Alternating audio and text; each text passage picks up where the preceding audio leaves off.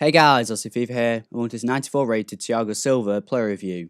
This card was released a while back as part of the League 1 team this season. I've always been a fan of Thiago Silva cards, and I've been lucky enough to use some of his previous Team of the Year cards and always like using them. Although I've not really used the League 1 team this year, since the market crash I've had the opportunity to use a lot of new players that I wouldn't have been able to use. And since this card was requested by a reviewer, I thought I'd do a review on him. Anyway, this is the team I played him in, starting with a roller in goal, Debuchy, Kimbeppe, Silva and Amavi in defence, Luis Gustavo, Balde Diao, Pastore and Draxler in midfield, with Mbappe and Mariano in strike. Silva is 6 foot with high work rates. He's right-footed and has a 3-star weak foot and 3-star skill moves.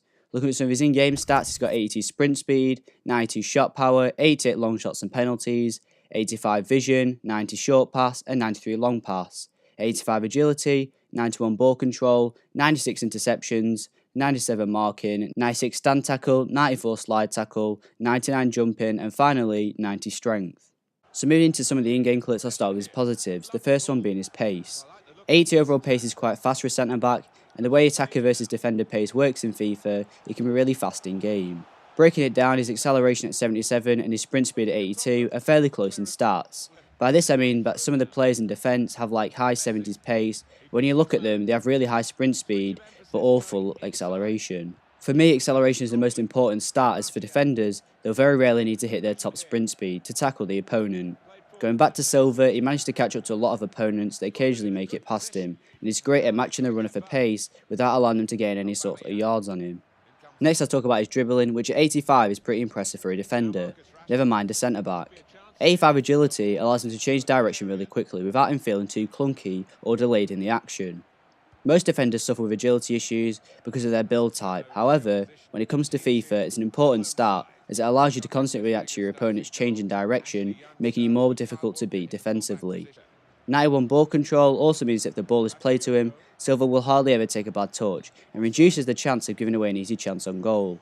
He manages to control the ball in many different situations, including goalkeeper spills and powerful passes into him under pressure. Passing on this card is great and can put a lot of midfielders to shame with how accurate Thiago Silva can be out of the back line.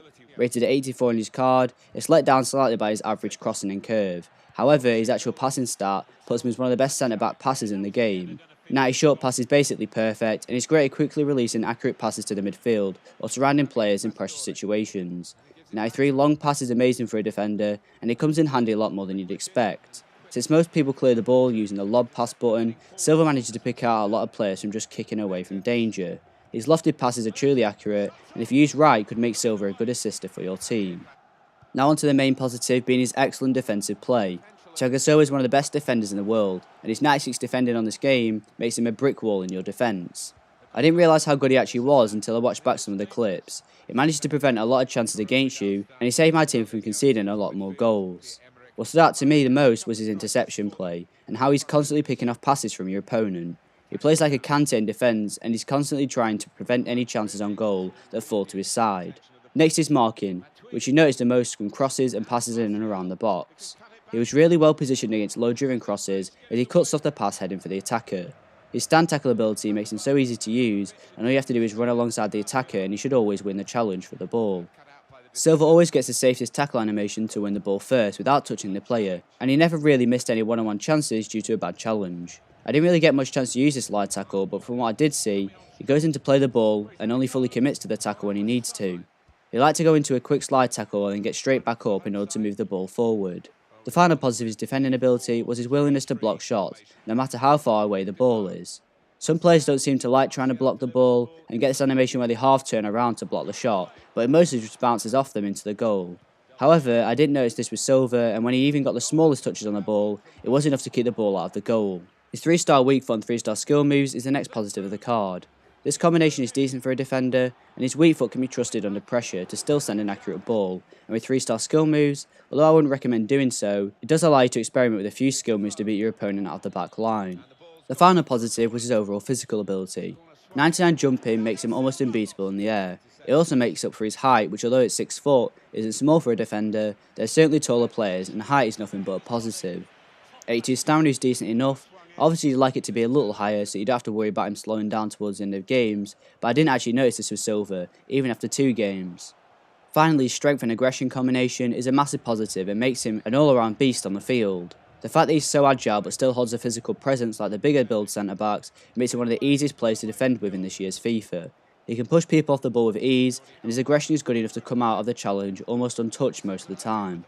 The only negative I found with this card was his high work rates. He occasionally came out to meet the player, but the way people tend to play now is quick passes in the attack, so then he would be caught out of position. He could recover from this most of the time, but he did fail to catch up to my opponent on a couple of occasions. However, I think his work rates also benefit this card in terms of interceptions, as he jumps the pass in order to pick up the ball. So overall, I'm going to give 94 Thiago Silva a 9.2 out of 10. He's a great overall centre-back who has all the attributes a defender needs in this game, with great pace, defending and physical ability. What puts him up there as an elite player is his ability in dribbling and passing, which not all defenders are capable of having, and it allows you to have much more confidence in Silva in terms of what to do with the ball once he's won it back. The only negative, like I've mentioned, was his work rates, as sometimes they bring him out of position, making him easier to beat defensively. Thanks for watching. If you enjoyed the video, please leave a like and don't forget to subscribe. And to request any future content, please leave a comment in the comment section below, and I'll be sure to reply.